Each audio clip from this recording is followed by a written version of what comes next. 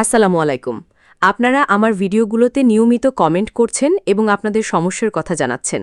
বিশেষ করে বর্তমানে ব্যাংকিং সেক্টরে যে অস্থিরতা এবং টাকা উত্তোলন নিয়ে নানারকম জটিলতা তৈরি হয়েছে তা নিয়ে আপনারা অনেকেই চিন্তিত। আপনারা অনেকে লিখেছেন যে আপনাদের 5টি ব্যাংকে অ্যাকাউন্ট আছে কিন্তু টাকা তুলতে পারছেন না। আবার অনেকে ডিপিএস বা এফডিআর নিয়ে নানা প্রশ্নের সম্মুখীন হচ্ছেন। আজকের ভিডিওতে আমি এই সব বিষয় নিয়ে বিস্তারিত আলোচনা করব। আজকের আলোচনাটি শুধুমাত্র তথ্যের জন্য নয়, বরং এই সংকটময় সময়ে আপনার কষ্টার্জিত টাকা নিয়ে কিভাবে সঠিক সিদ্ধান্ত নেবেন সেই দিক নির্দেশনা দেবে। আর হ্যাঁ, আজকের ভিডিওর একদম শেষে আমি আপনাদের এমন কিছু গোপন ও গুরুত্বপূর্ণ তথ্য দেব যা আপনারা আগে কখনো শোনেননি বা কল্পনাও করেননি। এই তথ্যটি আপনার ব্যাংকিং লেনদেনের ধারণা পুরোপুরি বদলে দেবে, তাই ভিডিওটি না টেনে শেষ পর্যন্ত মনোযোগ দিয়ে দেখুন। বন্ধুরা, আমরা সবাই জানি যে বর্তমানে দেশের কিছু ব্যাংক বেশ সংকটের মধ্য দিয়ে যাচ্ছে। যারা 5টি বা তার বেশি ব্যাংকে অ্যাকাউন্ট খুলে রেখেছেন তারা সবচেয়ে বেশি বিপদে পড়েছেন।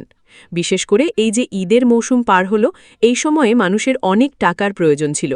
সরকার এবং ব্যাংকগুলোর পক্ষ থেকে আপনাদের টাকা দেওয়ার প্রতিশ্রুতি থাকলেও অনেক ক্ষেত্রেই দেখা গেছে সাধারণ মানুষ তাদের প্রয়োজনীয় টাকা ব্যাংক থেকে তুলতে পারছেন না। ঈদের আনন্দের সময় নিজের জমানো টাকা হাতে না পাওয়াটা কতটা কষ্টের তা ভুক্তভোগী ছাড়া কেউ বুঝবে না। এমনকি ঈদের বোনাস বা সরকারি অনুদান যা ব্যাংকে আসার কথা ছিল সেগুলো নিয়েও গ্রাহকরা নানা জটিলতায় পড়েছেন। এই পরিস্থিতি কেন তৈরি হলো এবং এর সমাধান কি তা নিয়ে গ্রাহকদের মনে এখন হাজারো প্রশ্ন। আপনাদের করা কমেন্টের মধ্যে সবচেয়ে কমন প্রশ্ন ছিল, ভাই, আমার যদি একাধিক ডিপিএস বা এফডিআর থাকে তবে আমি কত টাকা তুলতে পারব? ধরুন আপনার একটি ব্যাংকে বা বিভিন্ন ব্যাংকের 2টা, 3টে অথবা 5টা এফডিআর কিংবা ডিপিএস আছে। এখন আপনি সেগুলো ভাঙাতে চাচ্ছেন বা মেয়াদের টাকা নিতে চাচ্ছেন।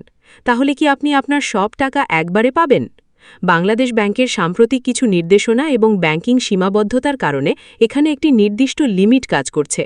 আমরা আমাদের আগের ভিডিওগুলোতেও বলেছি এবং আজ আবারও পরিষ্কার করে দিচ্ছি যে আপনার যদি ডিপিএস বা এফডিআর থাকে এবং সেটির মেয়াদ পূর্ণ হয় তবে আপনি ব্যাংক থেকে একটি নির্দিষ্ট সীমা পর্যন্ত টাকা তুলতে পারবেন। সাধারণত বাংলাদেশ ব্যাংকের নির্দেশনা অনুযায়ী এই সীমা বর্তমানে 2 লক্ষ টাকা পর্যন্ত। এখন প্রশ্ন হলো, এই 2 লক্ষ টাকা কি সব ডিপিএস মিলিয়ে নাকি প্রতিটি আলাদাভাবে? এই বিষয়টি নিয়ে অনেকের মধ্যেই বিশাল এক কনফিউশন কাজ করছে। চলুন বিষয়টি পানির মতো সহজ করে দিই। আপনার 5টি ডিপিএস থাকলেই যে আপনি 5 গুণ টাকা তুলতে পারবেন তা কিন্তু নয়। এখানে আমাদের দেখতে হবে আপনার ডিপিএসগুলো কয়টি অ্যাকাউন্ট বা কয়টি ব্যাংকের আন্ডারে। প্রথম পরিস্থিতি, ধরুন আপনার 5টি ডিপিএস আছে কিন্তু সবগুলোই একটি মাত্র সেভিংস অ্যাকাউন্টের আন্ডারে, অথবা আপনি একই ব্যাংকের একই আইডিতে এই ডিপিএসগুলো করেছেন। এই ক্ষেত্রে আপনি কিন্তু বড় বিপদে আছেন, কারণ নিয়ম অনুযায়ী একটি অ্যাকাউন্টের আন্ডারে যত ডিপিএস বা এফডিআরই থাকুক না কেন, আপনি নির্দিষ্ট সময়ে কেবল একবারই 2 লক্ষ টাকা উত্তোলন করতে পারবেন।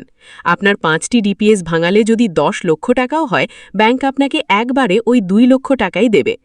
দ্বিতীয় পরিস্থিতি, এবার ধরুন আপনার 5টি আলাদা আলাদা ব্যাংকে 5টি অ্যাকাউন্ট আছে এবং প্রতিটিতে একটি করে ডিপিএস আছে।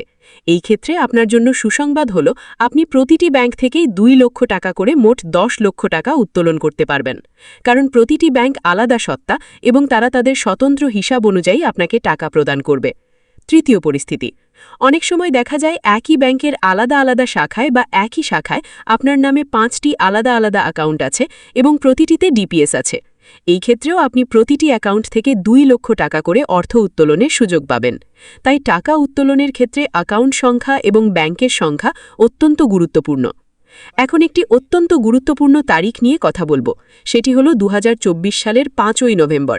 কেন এই তারিখটি এত গুরুত্বপূর্ণ? আপনাদের অনেকের মনে হতে পারে যে আগে টাকা তুলেছি, আবার কেন তুলতে পারছি না। আপনারা যদি 2024 সালের 5ই নভেম্বরের পর থেকে আজ পর্যন্ত আপনার সেভিংস অ্যাকাউন্ট, ডিপিএস বা এফডিআর ভেঙে মোট 2 লক্ষ টাকা তুলে ফেলেন, তবে বর্তমান নিয়ম অনুযায়ী আপনি আর টাকা তুলতে পারবেন না। অর্থাৎ আপনার জমানো পুরাতন অর্থ উত্তোলনের লিমিট আপনি ক্রস করে ফেলেছেন। কিন্তু এখানে একটি বড় কিন্তু আছে, আর তা হলো ফ্রেশ মানি বা নতুন অর্থ। ব্যাংকিং ভাষায় 5ই নভেম্বরের পর আপনি নতুন করে যে টাকাগুলো ব্যাংকে জমা দিয়েছেন বা আপনার অ্যাকাউন্টে লেনদেন হয়েছে সেগুলোকে বলা হচ্ছে নতুন অর্থ। এই নতুন অর্থের ক্ষেত্রে কিন্তু কোনো লিমিট নেই। অর্থাৎ 5ই নভেম্বরের পর আপনি যদি আপনার অ্যাকাউন্টে 5 লক্ষ বা 10 লক্ষ টাকা জমা দেন এবং প্রয়োজন হলে তা তুলতে চান, তবে ব্যাংক আপনাকে তা দিতে বাধ্য। এই টাকার ক্ষেত্রে 2 লক্ষ টাকার লিমিট কার্যকর হবে না। আপনি আপনার ইচ্ছে মতো এই নতুন অর্থ লেনদেন করতে পারবেন, পাঠাতে পারবেন বা উত্তোলন করতে পারবেন। ব্যাংকগুলো এখন নতুন টাকা বা ফ্রেশ মানি লেনদেনে বেশি উৎসাহিত করছে, যাতে বাজারে টাকার সরবরাহ স্বাভাবিক থাকে। বন্ধুরা, এই যে জটিলতাগুলো দেখছেন, এগুলো থেকে বাঁচার উপায় কি?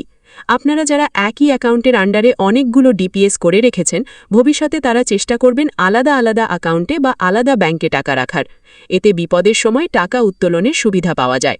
বর্তমানে অনেক গ্রাহক অভিযোগ করছেন যে ব্যাংক তাদের টাকা দিচ্ছে না। আসলে ব্যাংকগুলো তারল্য সংকটে ভুগছে।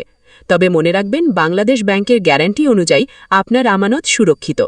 নভেম্বর 5-এর পরের যে কোনো লেনদেনের ক্ষেত্রে আপনারা যদি কোনো বাধার সম্মুখীন হন, তবে সরাসরি ব্যাংক ম্যানেজারের সাথে কথা বলুন, কারণ ফ্রেশ মানির উপর কোনো নিষেধাজ্ঞা নেই। ভিডিওর শুরুতে আমি বলেছিলাম শেষে একটি গোপন তথ্য দেব, যা আপনারা আগে কখনো শোনেননি বা কল্পনাও করেননি। সেই তথ্যটি হলো, অনেকে মনে করছেন ডিপিএস বা এফডিআর মেয়াদ শেষ হওয়ার পর ভেঙে ফেললে হয়তো আর টাকা পাওয়া যাবে না বা দেরি হবে। কিন্তু আসল সত্যিটা হলো, ব্যাংকগুলো বর্তমানে নতুন আমানত বা ফ্রেশ মানি সংগ্রহের জন্য হন্যে হয়ে ঘুরছে। আপনি যদি ব্যাংককে প্রস্তাব দেন যে আপনার ডিপিএসের টাকা আপনি ক্যাশের হিসাবে না নিয়ে ওই ব্যাংকেই অন্য কোনো নতুন স্কিমে বা নতুন অ্যাকাউন্টে ফ্রেশ মানি হিসাবে ট্রান্সফার করেন, তবে ব্যাংক আপনাকে অনেক বেশি প্রায়োরিটি দেবে। এতে আপনার টাকা উত্তোলনের লিমিট যেমন থাকবে না, তেমনি আপনি বেশি মুনাফাও পেতে পারেন। অনেক ব্যাংক গোপনে গ্রাহকদের এই সুযোগ দিচ্ছে, যাতে ব্যাংকের তারল্য সংকট না হয়। অর্থাৎ বুদ্ধি খাটিয়ে আপনার পুরাতন ডিপিএসের টাকাকে কাগজে কলমের নতুন অর্থ হিসাবে রূপান্তর করলেই আপনি লিমিটহীন লেনদেনের সুবিধা পেতে পারেন। তবে এই কাজটি করার আগে অবশ্যই ব্যাংকের কর্মকর্তাদের সাথে বিস্তারিত আলোচনা করে আপনার মুনাফার হার নিশ্চিত করে নেবেন। আশা করি আজকের এই বিস্তারিত আলোচনা থেকে আপনারা আপনাদের ব্যাংক অ্যাকাউন্ট এবং ডিপিএস নিয়ে সৃষ্ট সব ধোঁয়াশা কাটাতে পেরেছেন।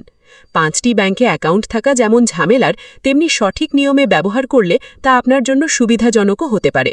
মনে রাখবেন, আপনার অধিকার এবং ব্যাংকের নিয়ম সম্পর্কে সচেতন থাকলেই আপনি আপনার সম্পদ রক্ষা করতে পারবেন। যদি এই বিষয়ে আপনার আরও কোনো প্রশ্ন থাকে বা আপনারা অন্য কোনো ব্যাংকিং সমস্যা নিয়ে জানতে চান, তবে অবশ্যই নিচে কমেন্ট করে জানান। আমি চেষ্টা করব আপনাদের প্রতিটি কমেন্টের উত্তর দিতে এবং পরবর্তী ভিডিওতে নতুন তথ্য নিয়ে আসতে। ভিডিওটি ভালো লাগলে লাইক দিন এবং প্রিয়জনদের সাথে শেয়ার করুন, যাতে তারাও সচেতন হতে পারে। সবাই ভালো থাকুন, সুস্থ থাকুন। আল্লাহ হাফেজ।